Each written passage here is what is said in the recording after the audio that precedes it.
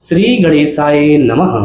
नमस्कार भक्तजनों, आज की कथा में आप श्रवण करेंगे आषाढ़ माह के कृष्ण पक्ष में आने वाले श्री गणेश चतुर्थी व्रत की कथा। आप सभी भक्तजन कथा को श्रद्धा पूर्वक और प्रेम पूर्वक श्रवण करिए। बोलिए श्री गणेश जी महाराज की जय। एक बार माता पार्वती जी ने भगवान श्री गणेश जी से पूछा, हे वत्स, आषाढ़ कृष्ण चतुर्थी बहुत ही शुभदायिनी कही गई है, आप उसका विधान बतलाइए। इस माह के गणेश जी का क्या नाम है और उनकी पूजा किस प्रकार करनी चाहिए। गणेश जी ने उत्तर दिया कि हे माता, पूर्व काल में इसी प्रश्न को युधिष्ठिर जी ने पूछा था और उन्हें भगवान श्री कृष्ण ने जो उत्तर दिया था मैं उसको बतला रहा हूँ, आप सुनिए। श्री कृष्ण ने कहा कि हे राजन, गणेश जी की प्रतिकारक विघ्ननाशक पुराण इतिहास में वर्णित कथा को कह रहा हूँ, आप सुनिए। हे कुंती पुत्र, आषाढ़ कृष्ण चतुर्थी के गणेश जी का नाम लंबोदर है। उनका पूजन पूर्व वर्णित विधि से करें। हे महाराज, द्वापर युग में महस्मती नगरी का महिजीत नामक राजा था। वह बड़ा ही पुण्यशील और प्रतापी राजा था। वह अपनी प्रजा का पालन पुत्रवत करता था, किंतु संतान विहीन होने के कारण उसे राजमहल का वैभव अच्छा नहीं लगता था। वेदों में निसंतान का जीवन व्यर्थ माना गया है। यदि संतानहीन व्यक्ति अपने पितरों को जल दान देता है तो उसके पितृगण उस जल को गर्म जल के रूप में ग्रहण करते हैं। उसी उहापोह में राजा का बहुत समय व्यतीत हो गया। उन्होंने पुत्र प्राप्ति के लिए बहुत से दान यज्ञ यज्ञादि कार्य किया, फिर भी राजा को पुत्र उत्पत्ति न हुई। जवानी ढल गई और बुढ़ापा आ गया, किंतु वंश वृद्धि न हुई। तदंतर राजा ने विद्वान ब्राह्मणों और प्रजाजनों से इस संदर्भ में परामर्श किया। राजा ने कहा कि हे ब्राह्मणों तथा प्रजाजनों, हम तो संतानहीन हो गए, अब मेरी क्या गति होगी। मैंने जीवन में तो किंचित भी पाप कर्म नहीं किया। मैंने कभी अत्याचार द्वारा धन संग्रह नहीं किया। मैंने तो सदैव प्रजाओं का पुत्रवत पालन किया तथा धर्माचरण द्वारा ही पृथ्वी का शासन किया। मैंने चोर डाकुओं को दंडित किया, इष्ट मित्रों के भोजन की व्यवस्था की, गौ ब्राह्मणों का हित चिंतन करते हुए शिष्ट पुरुषों का आदर सत्कार किया। फिर भी हे द्विजसत्तमो, मुझे अब तक पुत्र न होने का क्या कारण है। विद्वान ब्राह्मणों ने कहा कि हे महाराज, हम लोग वैसा ही प्रयत्न करेंगे जिससे आपकी वंश की वृद्धि हो। इस प्रकार कहकर सब लोग युक्ति सोचने लगे। सारी प्रजाएं राजा के मनोरथ की सिद्धि के लिए ब्राह्मणों के साथ वन में चली गई। वन में जाकर वे लोग द्रुत गति से इधर उधर पर भ्रमण करने लगे। उन लोगों को उसी समय एक श्रेष्ठ मुनि के दर्शन हुए। वे मुनिराज निराहार रहकर तपस्या में लीन थे। ब्रह्मा जी के समान वे आत्मजित, क्रोधजित तथा सनातन पुरुष थे। संपूर्ण वेद विशारद, दीर्घ आयु, अनंत एवं अनेक ब्रह्म ज्ञान संपन्न वे महात्मा थे। उनका निर्मल नाम लोमस ऋषि था। प्रत्येक कल्पांत में उनके एक एक रोम पतित होते थे, इसलिए उनका नाम लोमस ऋषि पड़ गया। ऐसे त्रिकालदर्शी महर्षि लोमस के उन लोगों ने दर्शन किए। सब लोग उन तेजस्वी मुनि के पास गए। उचित अभ्यर्थना एवं प्रणामादि के अनंतर सभी लोग उनके समक्ष खड़े हो गए।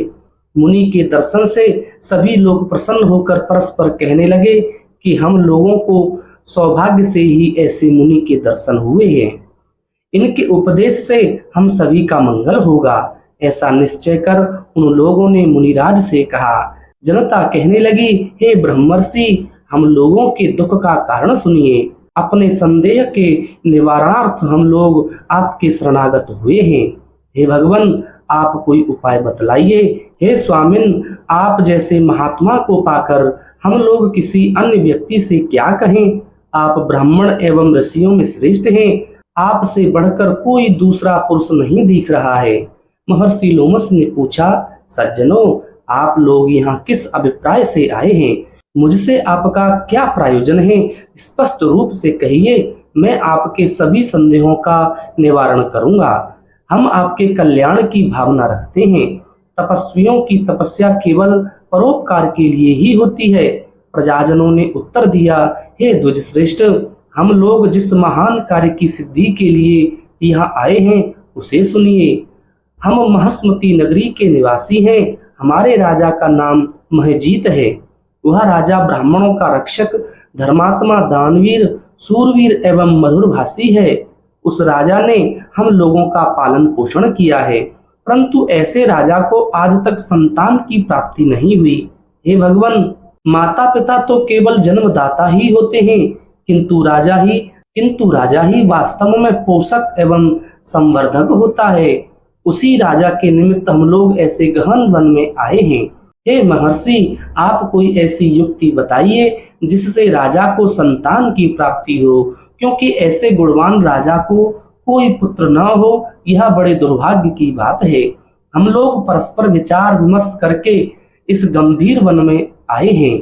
उनके सौभाग्य से ही यह हम लोगों ने आपका दर्शन लाभ किया है।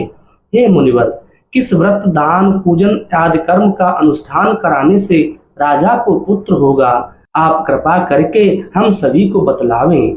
प्रजाओं की बात सुनकर महर्षि ध्यान मग्न हो राजा के उपकार के लिए कहने लगे। महर्षि लोमस ने कहा, हे ब्राह्मणों, आप लोग ध्यान पूर्वक सुनो। मैं संकट नाशन व्रत को बतला रहा हूँ। यह व्रत निसंतान को संतानदायक एवं निर्धनों को धन देता है। आषाढ़ कृष्ण चतुर्थी को एक दंत गजानन नामक गणेश की पूजा करें।